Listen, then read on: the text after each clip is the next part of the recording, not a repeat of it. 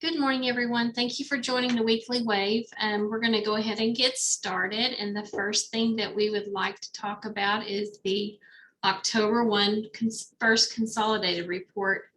As of this morning, we've had 520 districts that actually have certified. Thank you to those districts. If you're on the call, we appreciate you working diligently to get those certified on time.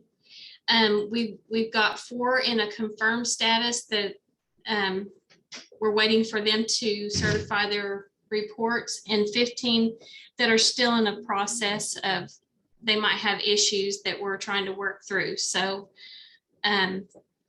just stay at it, and hopefully we can get these all certified as quickly as possible.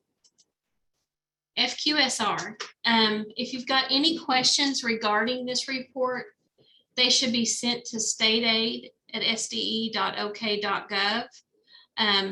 That office has requested to field the calls or questions about that. So please take note of that address and send your questions to them on the FQSR. Also, I want to note that on that report, they have removed the comparison report, and we ask that you utilize the final report in place of the comparison. Validation errors. We're seeing quite a few validation errors. And remember that when you're working these, it's always helpful to read the error explanation and the CIF XML link. When trying to resolve them, these 2 fields are helpful for your vendor to help resolve your errors. So please keep that in mind. PEBT, the report for 2021 data that has been reported to the Oklahoma Department of Human Service, or to DHS. It's being released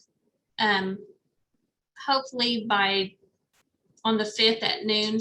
You'll find it on SSO, and I've included the guide to the report and how to utilize it below, so you can look at that and figure out how to operate and maneuver around in the actual tool itself.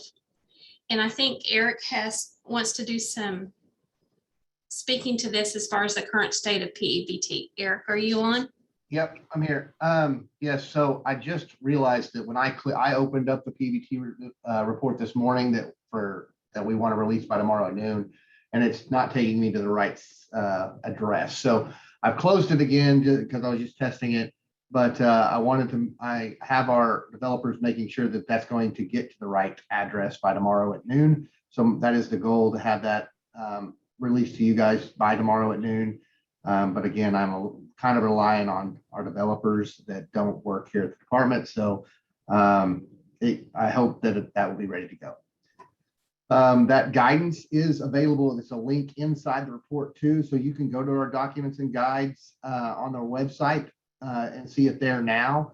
But if you're in the report tomorrow, you'll be able to click it and it'll open a new tab with the guide in it. So it's already linked right there on the front page of that report, that you guys can just click it and take you right there to it. So it'll be all in one place for you guys to see it. For our current state of PEBT, we have a lot of students and parents that are very confused. So what we're working on right now is we're working with DHS on a media blitz for the public. We're also working on a professional development done through OK Edge, or what used to be called OK Edge, for school personnel. We're working to develop a module to understand how, when, where, why, how you report it. There'll be actually hopefully 2 of them. One, just a generalized understanding of how a student qualifies for PEBT, what goes into that, how you should be reporting your free and reduced lunch statuses and all those things for PEBT related issues for just general administrators. And then we're going to have one that's a little bit more technical, and how you get into the weeds of CIF and looking at your agent and your data and how it's coming across, and making sure that you understand that if it says this, then this is the outcome. If it says that, here's the outcome for PEBT. So we're working on 2 of those right now to release to you guys considering this is going to be a, at this point, multi-year thing, it looks like. Right now, that's the current state of PEBT. I'm going to pass it back to Nancy. Thanks, Eric. Our next slide has to do with the state reports that are currently open. And I'm not sure about that first one. It's supposedly closed on October 31st. Our FQSR report. Sorry, it got reopened. It's open till November 17th now, I believe.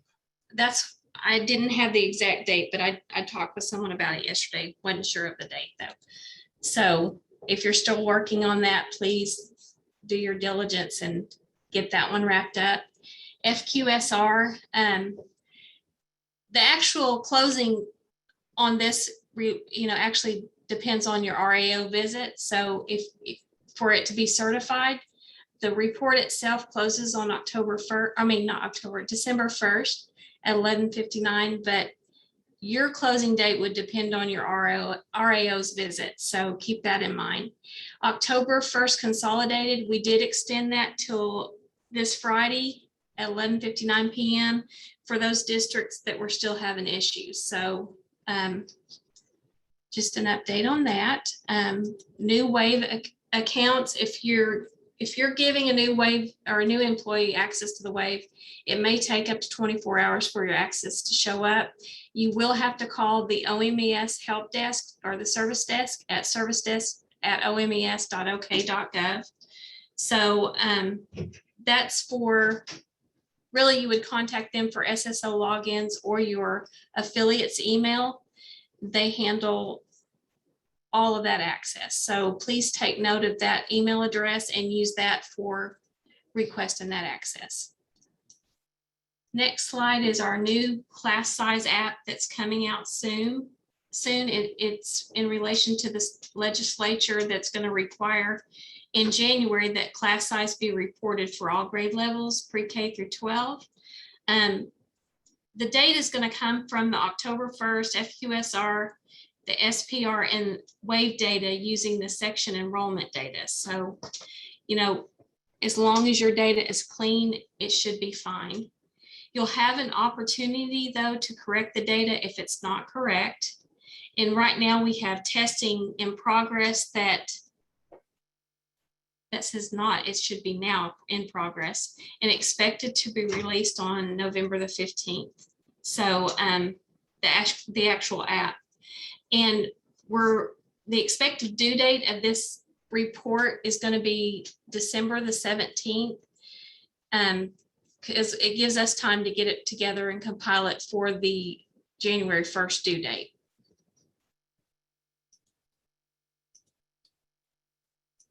Okay, as far as our mailbox, we're still requesting a 24 to 48 hour turnaround time for your specific issue. Again, don't put student names. We're still getting student names in some of these emails. We just need your local your local ID or your STN only. We can access those students by that. And final slide is if you have questions, you can contact us at studentdatainfo@sde.ok.gov or the link below, sde.ok.gov/student-info information-documents-guides will get you to our guidance documents. So that is all that I have on the slide. So we'll open it up for questions. Hey, Nancy, this is Lori. Yes.